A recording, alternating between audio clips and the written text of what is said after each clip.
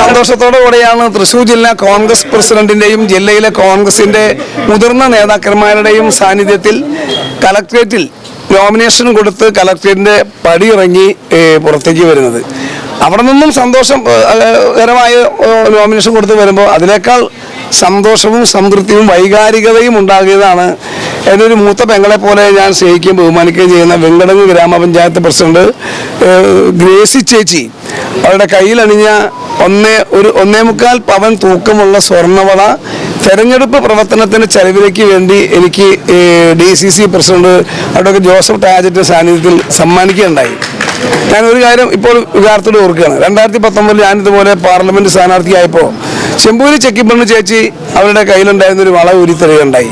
2019 Thrissur തേക്കിക്കമ്പിലെ town ഹാളിൽ വെച്ച്. അവരിപ്പോൾ നമ്മുടെ കൂടെ ഇല്ല, ഞാൻ അവരെ ശിരസ് കുനിച്ച് സ്മരിക്കുകയാണ്. അത് നൽകിയൊരു പ്രചോദനം. അതിനുശേഷം കോൺഗ്രസിൻ്റെ സാധാരണ പ്രവർത്തകന്മാർ, UDFൻ്റെ പ്രവർത്തകന്മാർ ആ തെരഞ്ഞെടുപ്പിൽ, ഞാൻ DCC പ്രസിഡന്റ് കൂടി, അവരാണ് ആ തെരഞ്ഞെടുപ്പ് ഏറ്റെടുത്ത് നടത്തിയത്. ഇപ്പം ഞങ്ങൾ കോൺഗ്രസിനാണെങ്കിൽ കോർപ്പറേറ്റ് പണം കിട്ടാൻ മാർഗമില്ല, കേന്ദ്ര ഭരണമില്ല, സംസ്ഥാന ഭരണമില്ല.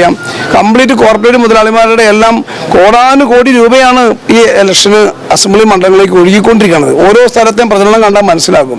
അപ്പോൾ കോൺഗ്രസ് പ്രവർത്തകരും UDFൻ്റെ പ്രവർത്തകരും അവർ സ്വന്തം കയ്യിൽ നിന്ന് കട്ടൻ ചായ കുടിച്ചും അവർ സ്വയം പശ കുറിക്കുകയും പോസ്റ്റ് ഒട്ടിച്ചും അവർ ഈ കടുത്ത വെയിൽ സഹിച്ചും അവർ പ്രവർത്തിച്ചുകൊണ്ടിരിക്കുമ്പോഴാണ് ഒരു പെങ്ങള് ഒരു ആങ്ങളയ്ക്ക് നൽകുന്ന വികാരത്തോടു കൂടി അവരുടെ കയ്യിലുണ്ടായിരുന്ന 1.25 പവൻ്റെ സ്വർണം വള സമ്മാനിച്ചത്.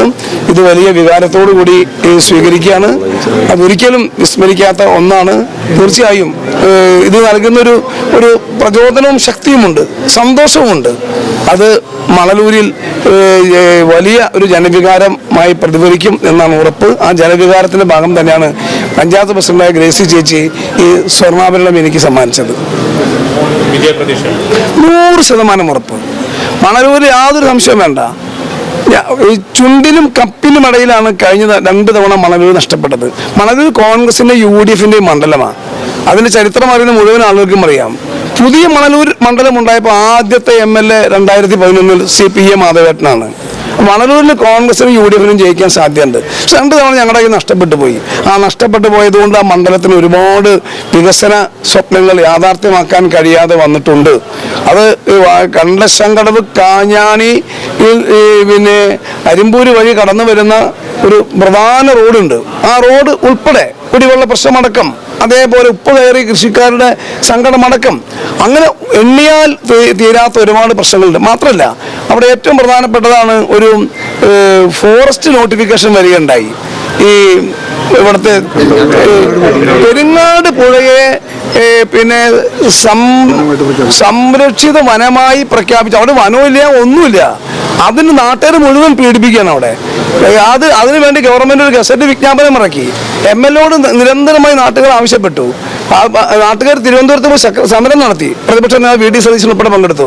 ഞങ്ങളുടെ ഏറ്റവും വലിയ കാര്യം UDF അധികാരത്തിൽ വന്നാൽ, മണലൂർ MLA വന്നാൽ ആദ്യത്തെ ക്യാബിനറ്റിൽ ഞങ്ങൾ കൊണ്ടുവരാൻ പോകുന്ന ഒരു തീരുമാനങ്ങളിൽ ഒന്ന് ഈ പെരിങ്ങാട് പുഴയോരം കണ്ടൽ വനങ്ങളായി ഈ പ്രഖ്യാപിച്ചത്, ആ ഉത്തരവ് ഞങ്ങൾ റദ്ദാക്കിക്കും.